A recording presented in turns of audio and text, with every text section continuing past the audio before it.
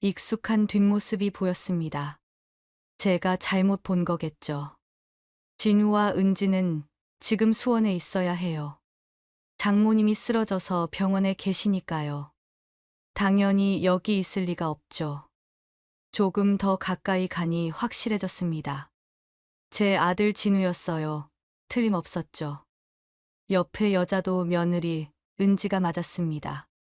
저는 얼른 핸드폰을 꺼내서 진우한테 전화를 걸었어요. 진우야, 지금 어디니? 장모님은 좀 어때? 조금 당황한 것 같았어요. 잠깐 침묵이 흘렀습니다. 아, 엄마. 지금 수원 병원이야. 장모님은 어제보다 괜찮아지셨어. 거짓말이었어요. 제가 지금 진우를 보고 있거든요. 병원이 아니라 길 한복판에 서 있는 걸 똑똑히 보고 있어요. 이 모든 일이 어떻게 시작되었는지 그 이야기를 처음부터 들려드릴게요. 제가 어떻게 통쾌하게 복수했는지 끝까지 함께 해주세요. 안녕하세요. 저는 올해 65살 김명자입니다. 인천에 있는 작은 아파트에서 혼자 살고 있죠. 남편은 5년 전에 암으로 세상을 떠났어요. 정말 힘든 시간이었습니다. 하지만 남편이 늘 제게 말했던 것처럼 정직하게, 당당하게 살아가려고 노력했어요. 곧 제 생일이 다가오고 있었습니다. 65번째 생일이에요. 나이를 먹으면 생일이 특별한 의미가 없을 거라고 생각하는 사람들도 있지만 저는 달랐어요. 혼자 사는 몸이라 더욱 그랬죠. 특히 올해는 아들 진우와 며느리 은지를 보고 싶었습니다. 진우는 38살인데 사업을 한다고 바쁘다며 자주 연락도 안 해요. 명절 때나 가끔 얼굴 볼 수 있을 정도죠. 며느리 은지도 마찬가지고요. 처음엔 정말 서운했습니다. 전화를 해도 바쁘다는 말만 들었어요. 명절에 잠깐 들렀다가 금방 가버리는 게 다였습니다. 하지만 이해하려고 노력했어요. 젊은 사람들은 바쁘니까요. 사업한다고 하는데 시간이 없겠죠. 그래도 생일날만큼은 함께 밥 한 끼 먹고 싶었습니다. 1년에 단 하루, 제 생일날만이라도 아들 부부 얼굴을 보고 싶었어요. 용기를 내서 진우한테 전화를 걸었습니다. 심장이 두근거렸어요. 거절당하면 어쩌나 걱정됐죠. 신호음이 몇 번 울린 후 진우가 전화를 받았어요. 진우야, 다음 주에 엄마 생일인데 오랜만에 같이 밥 먹자. 진우는 잠시 뜸을 들이더니 알았다고 했어요. 목소리에서 약간의 귀찮음이 느껴졌지만 그래도 온다고 하니까 마음이 설렜습니다. 아들 부부와 함께 밥을 먹는 게 얼마만인지 모르겠어요. 생일 당일 아침 일찍 일어났습니다. 시장에 가서 진우가 좋아하는 갈비찜 재료를 샀어요.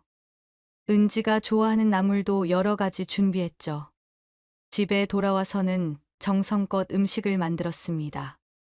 갈비찜을 푹 끓이고 나물을 무치고 전도 부쳤어요. 손이 많이 가는 음식들이지만 전혀 힘들지 않았습니다. 오히려 기분이 좋았죠. 상을 다 차리고 나니 벌써 오후 5시였어요. 약속 시간은 6시였죠. 저는 거실을 정리하고 화장실도 깨끗이 닦았습니다. 거울을 보며 옷매무새도 가다듬었어요. 화장도 살짝 했죠. 남편이 살아있을 때는 이렇게까지 신경 쓰지 않았는데 오늘만큼은 예쁘게 보이고 싶었습니다. 시계를 보니 5시 반이었어요. 30분만 기다리면 아들 부부를 볼 수 있다는 생각에 가슴이 두근거렸습니다. 소파에 앉아서 문을 바라봤죠. 현관문이 열리고 진우가 들어올 겁니다. 은지도 함께 들어올 거고요. 상상만으로도 행복했어요. 상 위에 놓인 음식들을 바라봤어요. 남편 생각도 났죠. 남편이 살아있었으면 오늘 얼마나 좋아했을까요? 손주를 보고 싶어 했던 남편이었는데 그 소원도 못 이루고 떠났죠. 가끔 원망스럽기도 했지만 지금은 그냥 보고 싶습니다. 남편이 옆에 있으면 오늘처럼 외롭지는 않을 텐데요. 시계가 6시를 가리켰어요. 저는 현관 쪽을 바라보며 기다렸습니다. 핸드폰을 들고 혹시 연락이 오나 확인했죠. 아무 연락도 없었어요. 괜찮아요. 조금 늦을 수도 있죠. 요즘 교통체증이 심하니까요. 6시 10분이 됐습니다. 아직도 소식이 없었어요. 저는 다시 핸드폰을 확인했죠. 제가 혹시 전화를 못 들은 건 아닐까 싶어서요. 하지만 부재 중 전화도 없었습니다. 문자도 없었고요. 불안한 마음이 조금씩 커지기 시작했어요. 6시 20분이 지났습니다. 이제 슬슬 걱정이 됐어요. 혹시 무슨 일이 생긴 건 아닐까요? 사고라도 난 건 아닐까요? 저는 진우한테 전화를 걸려다가 참았습니다. 너무 재촉하는 것 같아서요. 조금만 더 기다려 보기로 했죠. 바로 그때 핸드폰이 울렸어요. 진우였습니다. 저는 급하게 전화를 받았죠. 심장이 쿵쿵거렸어요. 진우야, 어디야? 엄마가 기다리고 있는데. 진우 목소리가 들렸습니다. 뭔가 급한 것 같았어요. 숨을 헐떡이는 소리도 들렸죠. 엄마, 미안해. 장모님이 갑자기 쓰러지셔서 지금 수원병원 응급실에 와 있어. 머릿속이 하얘졌습니다. 사돈댁이 쓰러지셨다고요. 은지 어머니 말이에요. 뭐라고? 그럼 어쩌냐? 많이 심각한 거니? 지금 아직 검사 중이야. 은지도 많이 놀라서 정신이 없어. 진우 목소리에서 긴박함이 느껴졌어요. 정말 심각한 상황인 것 같았죠. 엄마, 정말 미안해. 오늘 못 갈 것 같아. 제 가슴 속에서 뭔가 무너지는 소리가 들렸어요. 하루 종일 준비한 음식들, 설레며 기다렸던 시간들이 한순간에 무너졌습니다. 하지만 어쩔 수 없죠. 사돈댁이 쓰러지셨다는데 지금 제 생일이 중요한가요? 그래, 알았다. 장모님 잘 모시고. 엄마는 괜찮으니까 걱정 마. 엄마, 미안해. 다음에 꼭 맛있는 거 사줄게. 괜찮아, 진우야. 지금은 장모님이 더 중요하지. 빨리 가서 은지 좀 챙겨줘. 응, 알았어. 엄마, 생일 축하해. 전화가 끊겼습니다. 저는 한참 동안 핸드폰을 들고 멍하니 서 있었어요. 그리고 천천히 상을 바라봤죠. 정성껏 차린 음식들이 거기 그대로 있었습니다. 김이 모락모락 나던 갈비찜은 이제 식어가고 있었어요. 저는 천천히 의자에 앉았습니다. 갑자기 힘이 쭉 빠졌죠. 하루 종일 서서 요리를 해서 피곤하기도 했지만 그보다는 마음이 힘들었어요. 기대했던 만큼 실망도 컸습니다. 장모님이 아프셔서 못 온다는데 뭐라고 할 수 있겠어요. 화를 낼 수도 없고 서운하다고 말할 수도 없었습니다. 그냥 이해하고 참아야 했죠. 하지만 마음 한구석이 무너지는 것 같았어요. 혼자 생일을 보내야 한다는 생각이 들었습니다. 아들 부부와 함께 밥 먹는 걸 그렇게 기대했는데 결국 혼자 남았어요. 이 많은 음식을 혼자서 어떻게 다 먹나요? 갈비찜만 해도 서너 명이 먹을 양인데요. 눈물이 날 것 같았지만 꾹 참았습니다. 울면 뭐가 달라지나요? 상황은 똑같을 텐데요. 저는 깊게 숨을 들이쉬었어요. 진정하려고 애썼죠. 일어나서 상 위의 음식들을 하나씩 정리하기 시작했습니다. 갈비찜은 작은 그릇에 담아서 냉장고에 넣었어요. 나물들도 랩을 씌워서 보관했죠. 모든 음식을 정리하고 나니 8시가 넘었습니다. 거실로 가서 소파에 앉았어요. 텔레비전을 켜봤지만 내용이 머리에 들어오지 않았습니다. 화면만 멍하니 바라보고 있었죠. 자꾸 진우 생각이 났어요. 사돈댁은 괜찮으실까? 많이 심각한 건 아닐까? 은지는 얼마나 놀랐을까? 여러 생각이 들었습니다. 하지만 진우가 잘 챙기고 있겠죠. 저는 핸드폰을 들어서 진우한테 전화를 걸까 생각했지만 그만뒀습니다. 지금 바쁠 텐데 방해하면 안 되니까요. 그날 밤 잠을 잘 못 잤어요. 자꾸 생각이 나서요. 아들이 전화로 말하던 목소리, 급하게 끊었던 통화가 계속 머릿속을 맴돌았습니다. 뭔가 석연치 않은 기분이 들었지만 제가 예민한 건가 싶어서 애써 무시했죠. 다음 날 아침에 일어나니 몸이 무거웠어요. 잠을 설쳐서 그런가 봅니다. 창밖을 보니 날씨가 좋았죠. 햇살이 따스하게 들어왔어요. 저는 문득 친구 생각이 났습니다. 혼자 집에만 있으니 답답했거든요. 친구한테 전화를 걸었습니다. 여보세요. 오늘 시간 있어. 잠깐 만날 수 있을까? 명자야. 그럼. 혹시 무슨 일 있어? 아니, 그냥 만나서 차나 한잔하고 싶어서. 어제 생일이었는데 아들이 못 와서 집에 혼자 있었거든. 친구와 점심때 시내에서 만나기로 했어요. 전화를 끊고 나니 기분이 조금 나아졌습니다. 집에만 있으면 자꾸 우울해질 것 같았거든요. 친구라도 만나서 얘기하면 좀 나아지겠죠. 화장을 하고 옷을 갈아입고 가방을 챙겨서 집을 나섰습니다. 아파트를 나서니 햇살이 따사롭고 좋았어요. 바람이 상쾌했습니다. 걸으면서 기분이 풀리는 것 같았어요. 어제 일은 어쩔 수 없는 거였다고 스스로를 다독였습니다. 친구와 만나기로 한 장소까지는 걸어서 20분 정도 걸렸어요. 저는 천천히 걸으면서 주변을 구경했죠. 평일낮이라 사람들이 많지 않았습니다. 한적한 거리를 걷는 게 좋았어요. 마음이 차분해지는 느낌이었죠. 그런데 앞에서 누군가가 걸어가고 있었습니다. 익숙한 뒷모습이었어요. 두 사람은 나란히 걸으면서 무슨 얘기를 하고 있었습니다. 저는 걸음을 멈췄어요. 자세히 보니 그 뒷모습이 더 익숙해 보였습니다. 혹시 아들 진우가 아닐까요? 그리고 옆의 여자는 은지 같았어요. 제가 잘못 본 거겠죠. 진우와 은지는 지금 수원에 있어야 해요. 장모님 병원에 계시니까요.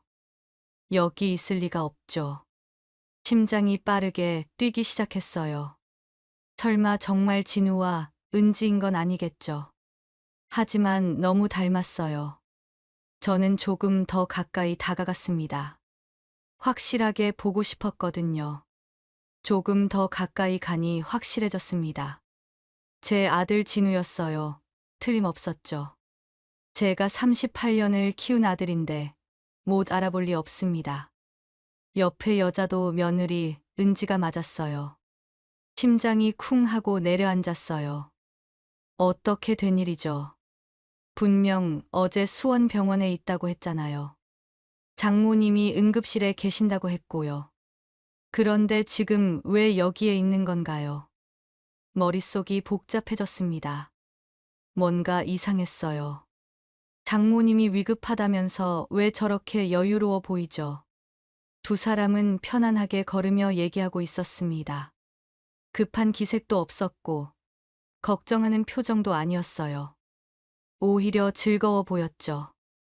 혹시 장모님이 많이 좋아지신 건가요? 아니면 제가 잘못 본 건가요? 저는 얼른 핸드폰을 꺼냈어요. 진우한테 전화를 걸기로 했죠. 두 사람이 지금 어디 있는지 확인하고 싶었습니다. 손가락이 떨렸어요. 진우 번호를 찾아서 통화 버튼을 눌렀습니다. 신호음이 울렸어요. 한 번, 두 번, 세 번. 그리고 멀리서 진우가 주머니에서 핸드폰을 꺼내는 게 보였습니다. 화면을 보더니 은지한테 뭐라고 말하더군요. 은지도 핸드폰을 쳐다봤어요. 두 사람이 잠깐 멈춰서서 뭔가 얘기를 나눴습니다. 그리고 진우가 전화를 받았어요. 여보세요, 엄마. 목소리가 들렸습니다. 하지만 뭔가 부자연스러운 느낌이었어요. 진우야, 지금 어디니? 장모님은 좀 어때? 조금 당황한 것 같았어요. 잠깐 침묵이 흘렀습니다. 진우가 뭐라고 대답할지 고민하는 것 같았어요. 아, 엄마, 지금 수원 병원이야. 장모님은 어제보다 괜찮아지셨어. 거짓말이었어요. 제가 지금 진우를 보고 있거든요. 병원이 아니라 길 한복판에 서 있는 걸 똑똑히 보고 있어요. 진우야, 정말 다행이다. 많이 좋아지셔서. 응. 근데 엄마, 지금 바빠서 나중에 다시 전화할게. 잠깐, 진우야. 제가 말을 끝내기도 전에 진우가 전화를 끊었어요. 저는 멍하니 핸드폰을 들고 서 있었습니다. 그리고 앞을 봤죠. 진우와 은지는 계속 걸어가고 있었어요. 두 사람의 뒷모습이 점점 멀어지고 있었죠. 가슴이 무너지는 것 같았습니다. 모두 거짓말이었어요. 장모님이 아프다는 것도, 수원병원에 있다는 것도 다 거짓말이었던 겁니다. 대체 왜 저한테 거짓말을 한 건가요? 제 생일날 같이 밥 먹자고 했을 뿐인데, 그게 그렇게 싫었나요? 차라리 바쁘다고, 다른 약속이 있다고 솔직하게 말하지 그랬어요. 왜 장모님이 아프다고 거짓말까지 하면서 저를 속인 건가요? 눈물이 날 것 같았지만 참았습니다. 길 한복판에서 울 수는 없었죠. 저는 깊게 숨을 들이쉬었습니다. 진정하려고 애썼죠. 진우와 은지를 몰래 따라가기로 했어요. 대체 어디로 가는지, 뭐 하고 있는 건지 확인하고 싶었습니다. 친구한테는 미안하지만 약속을 취소할 수밖에 없었어요. 전화를 걸어서 갑자기 급한 일이 생겼다고 말했죠. 저는 적당한 거리를 두고 뒤따라갔습니다. 진우와 은지는 저를 전혀 눈치채지 못했어요. 두 사람은 계속 앞만 보고 걸어갔죠. 가끔 서로 얘기를 나누면서요. 두 사람은 큰 길로 나왔습니다. 상가가 많은 거리였어요. 주말이라 사람들도 많았죠. 저는 사람들 틈에 섞여서 진우와 은지를 지켜봤습니다. 곧이어 진우와 은지가 백화점 앞에 섰습니다. 이 동네에서 제일 큰 롯데백화점이었어요. 두 사람은 망설임 없이 입구로 들어갔습니다. 저는 잠시 망설였어요. 따라 들어가야 하나 말아야 하나 고민했죠. 하지만 여기까지 왔는데 그냥 돌아갈 수는 없었어요. 저는 두 사람이 들어간 입구로 걸어갔습니다. 백화점 안은 사람들로 붐볐어요. 저는 진우와 은지를 찾으려고 주변을 둘러봤습니다. 다행히 두 사람이 에스컬레이터를 타고 올라가는 게 보였어요. 저도 같은 에스컬레이터를 탔습니다. 조심스럽게 뒤따라 올라갔죠. 진우와 은지는 2층으로 갔어요. 저도 2층에서 따라 내렸습니다. 2층은 여성 의류 매장이었어요. 은지가 매장에 들어가서 옷을 구경하기 시작했습니다. 유명한 브랜드였어요. 가격이 비싼 곳이죠. 진우는 옆에서 같이 보고 있었고요. 두 사람은 정말 편안하고 즐거워 보였죠. 저는 멀찍이 떨어져서 지켜봤습니다. 저는 그 모습을 보며 속에서 분노가 치밀어 올랐어요. 제 생일날 저를 속이고 장모님이 아프다고 거짓말까지 하고 백화점에서 쇼핑을 즐기고 있다니요. 그때 은지가 옷 한 벌을 들고 진우한테 보여줬어요. 진우가 고개를 끄덕이며 좋다고 하는 것 같았어요.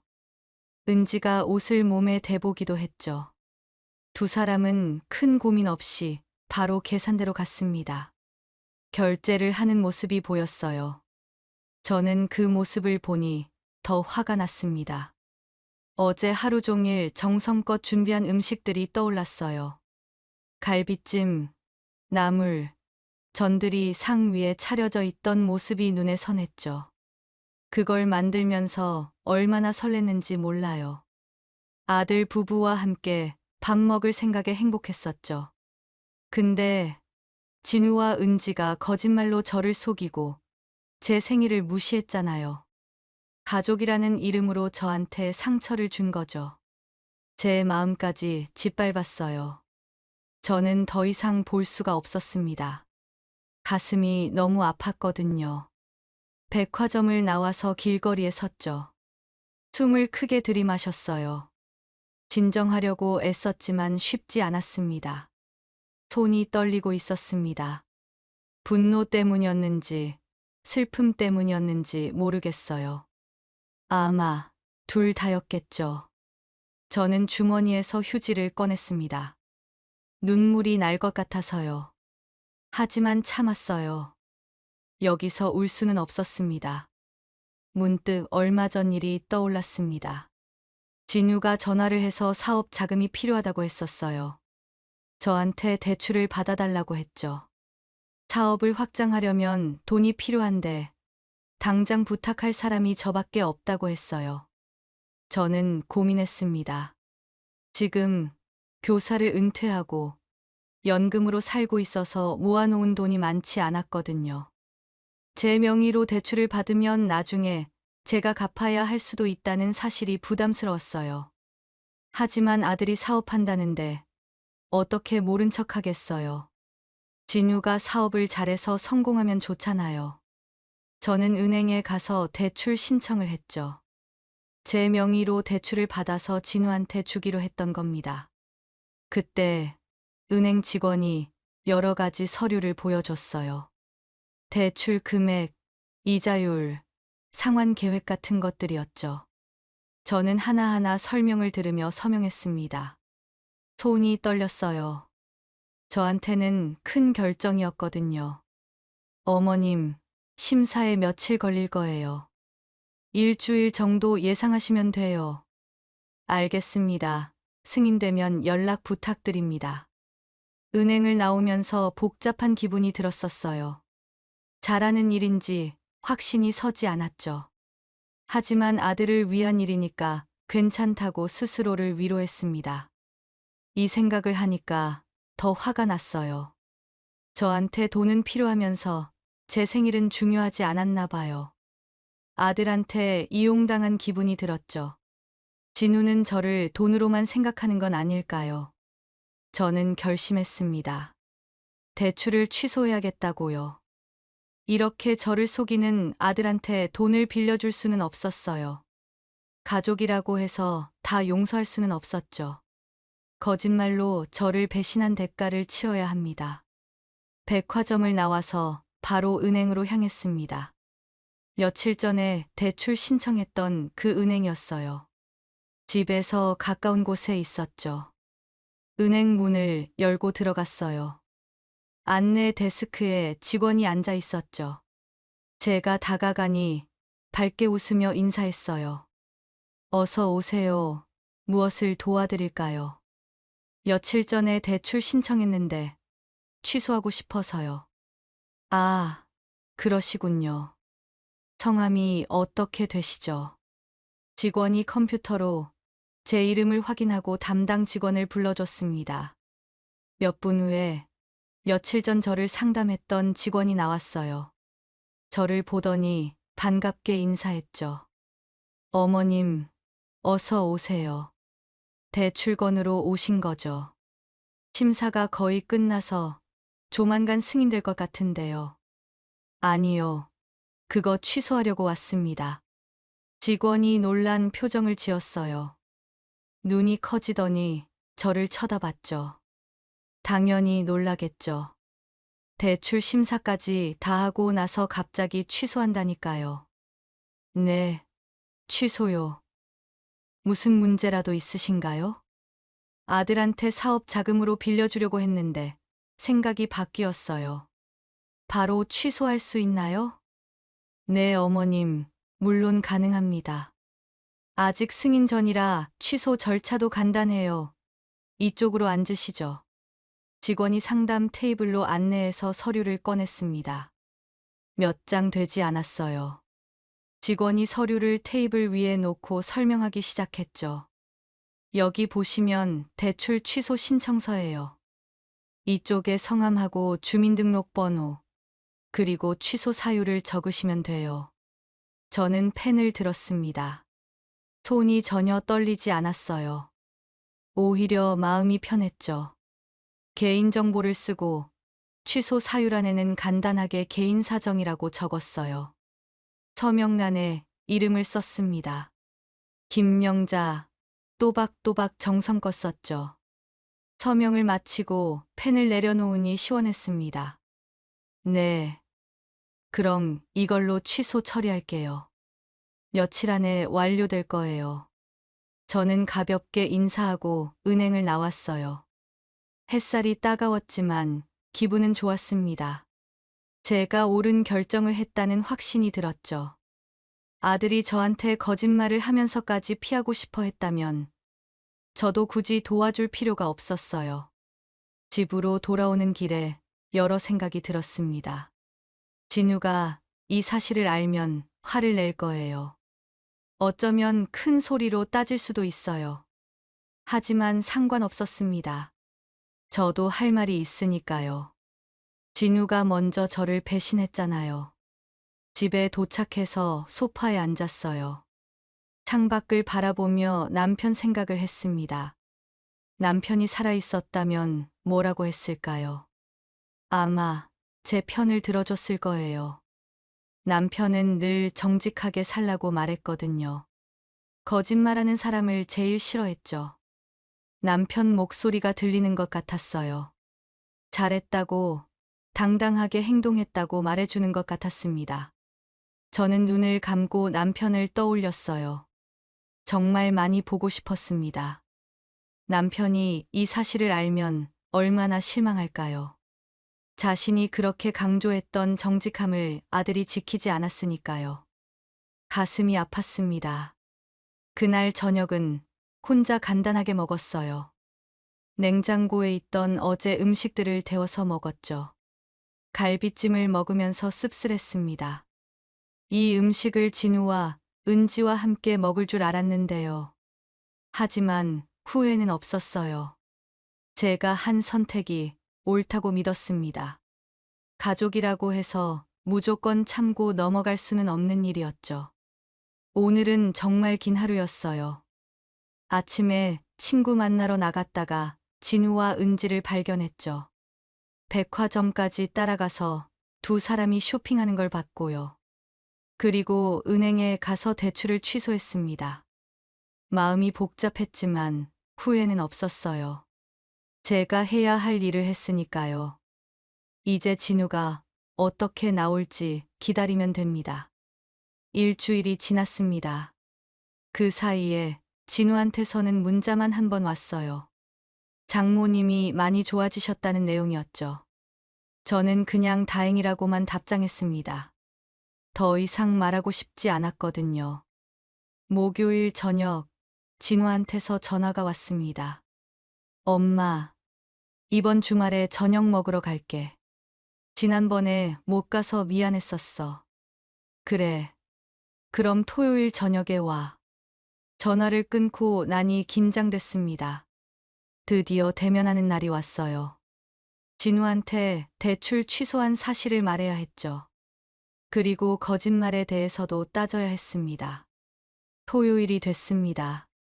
저는 간단하게 저녁 준비를 했어요. 지난번처럼 정성껏 만들지는 않았습니다.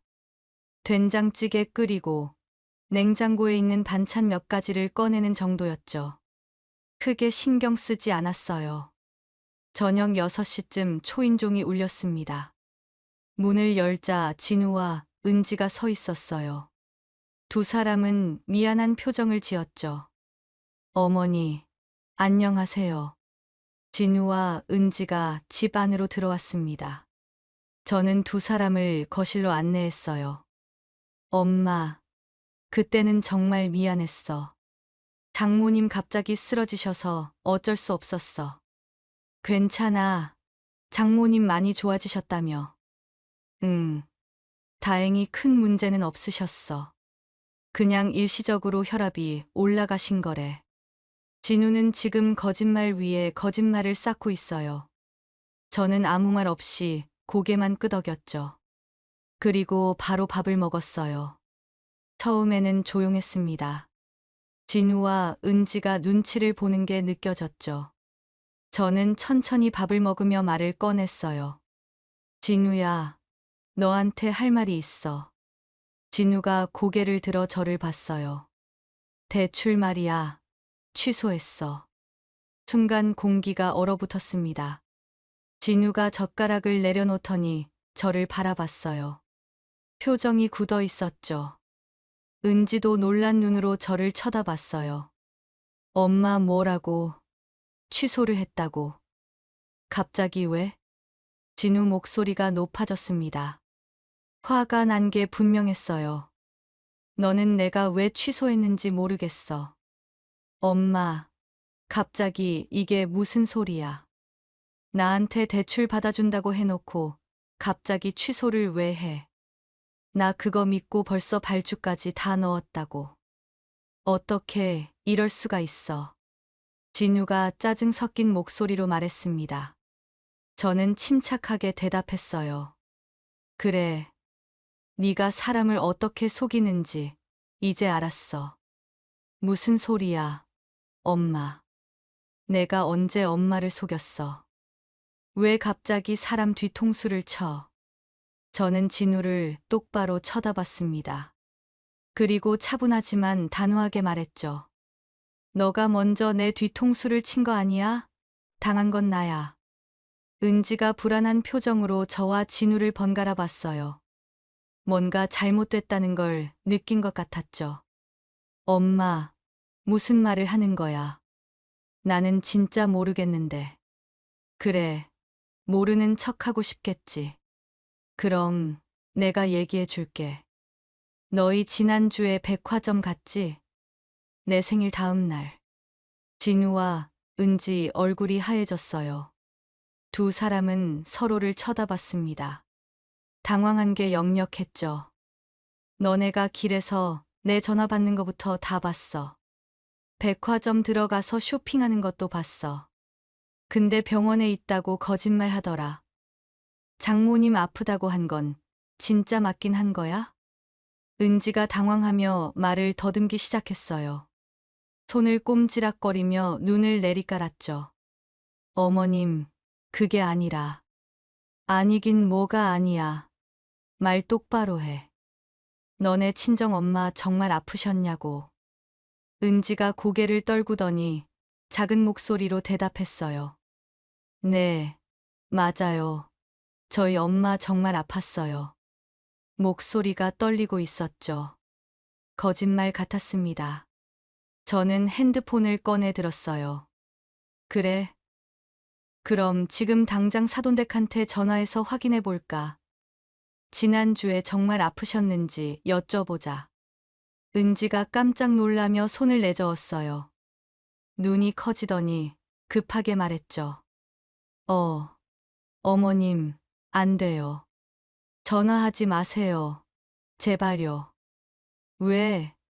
진짜로 아프셨으면 아무 문제 없잖아. 나는 그냥 안부 전화 드리는 거야. 제발요, 어머님. 제가 다 말할게요.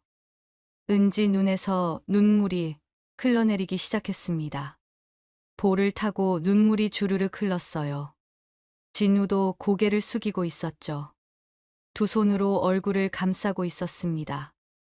저는 핸드폰을 테이블 위에 내려놓고 두 사람을 바라보며 말했습니다. 말해봐, 왜 거짓말했는지. 내가 듣고 싶은 건 변명이 아니야. 진실을 말해. 은지가 울면서 말했어요. 목소리가 떨렸죠. 죄송해요, 어머님. 정말 죄송해요. 그날 저희가 백화점 세일 행사한다고 해서 가고 싶었어요. 제가 사고 싶은 옷이 있었거든요. 근데 어머님 생일이라고 하셔서 어떻게 말씀드려야 할지 몰랐어요. 그래서 사돈댁이 아프다고 거짓말한 거야? 네, 어머니. 맞아요.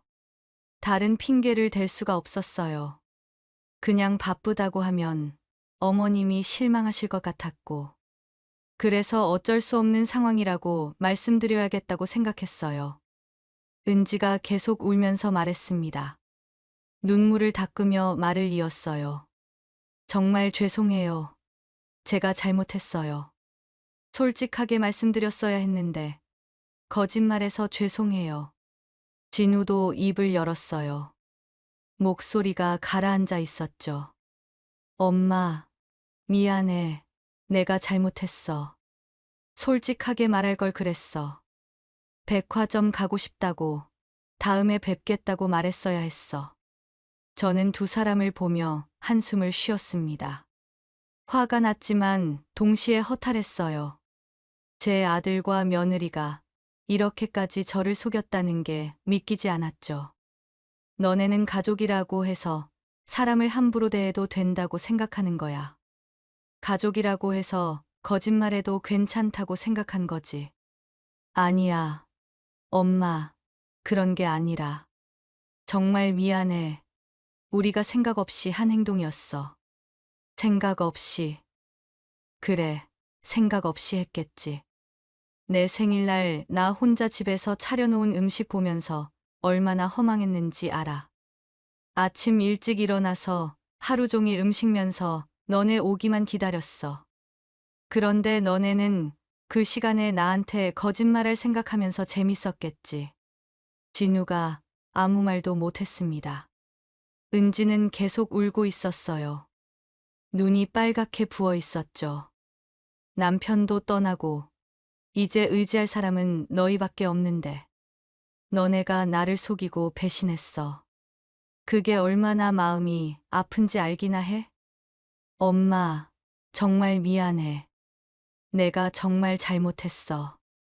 진우가 고개를 숙이며 말했습니다. 저는 단호하게 말을 이었어요.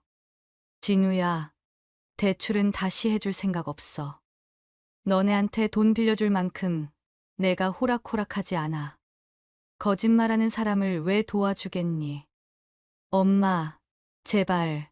나 정말 그 돈 필요해. 이미 다 계약하고 발주 넣었다니까. 엄마가 대출 취소하면 나 완전히 망해. 거래처한테 신용도 잃고 손해배상도 해야 돼. 진우가 절박한 목소리로 말했어요. 하지만 저는 마음이 변하지 않았습니다. 그건 너가 알아서 해.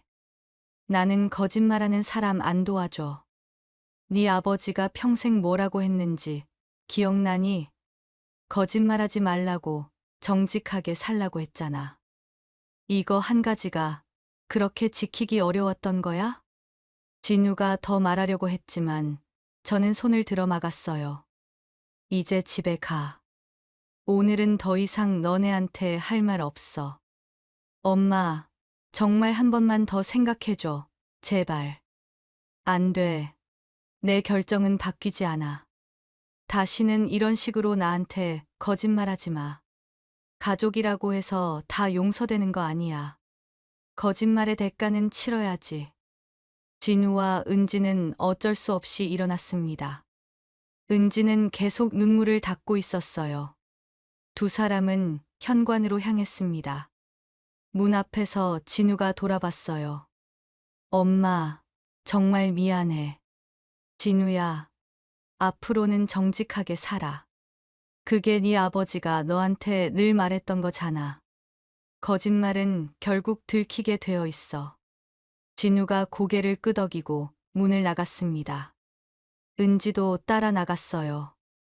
문이 쾅 하고 닫히는 소리가 들렸죠. 저는 거실로 돌아와 소파에 앉았습니다. 가슴이 답답했지만 동시에 시원했어요. 제가 해야 할 말을 다 했으니까요. 거짓말로 저를 속인 대가를 치르게 한 거죠. 창밖을 보니 해가 지고 있었습니다. 저녁 노을이 붉게 물들어 있었어요. 정말 아름다운 풍경이었죠. 하늘이 온통 붉은색과 주황색으로 물들어 있었습니다. 저는 그 노을을 보며 남편을 떠올렸습니다. 남편이 좋아하던 풍경이었거든요. 남편이라면 제 선택을 지지해 줬을 거예요. 정직하게 사는 게 중요하다고 늘 말했던 남편이니까요. 저도 그렇게 살고 싶었습니다. 가족이라는 이름으로 거짓말을 용납하고 싶지 않았어요. 진우와 은지가 이번 일을 통해 배웠으면 좋겠습니다. 가족이라고 해서 함부로 대해서는 안 된다는 거요. 거짓말은 결국 들키게 되어 있고 그 대가는 크다는 걸 알았으면 해요. 오늘 일은 힘들었지만 필요한 일이었습니다. 제가 당당하게 살기 위해서는 이런 선택이 필요했죠. 아들한테 휘둘리지 않고 제 원칙을 지킨 거예요. 제 인생은 제가 선택하는 거예요. 비록 아들과의 관계가 어색해질지라도 제 신념을 지키는 게 더 중요했어요. 밤이 깊어갔습니다. 저는 침대에 누워 천장을 바라봤어요. 오늘 하루가 참 길었죠. 하지만 후회는 없었습니다. 제가 옳다고 믿는 일을 했으니까요. 눈을 감았어요. 남편 얼굴이 떠올랐습니다. 따뜻하게 웃고 있는 남편의 모습이요. 그렇게 저는 잠이 들었습니다. 편안한 마음으로요. 내일은 또 새로운 하루가 시작될 거예요. 저는 오늘처럼 정직하게, 당당하게 살아갈 겁니다. 그게 제가 선택한 삶이니까요. 지금까지 이야기 들어주셔서 감사합니다. 구독과 좋아요 부탁드려요. 여러분의 작은 관심 하나하나가 제게 큰 힘이 됩니다.